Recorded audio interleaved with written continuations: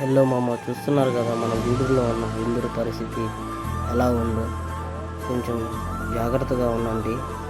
మనం ఇందూరుకి వెళ్ళాలంటే ఎటు నుంచి కూడా దారి లేదు.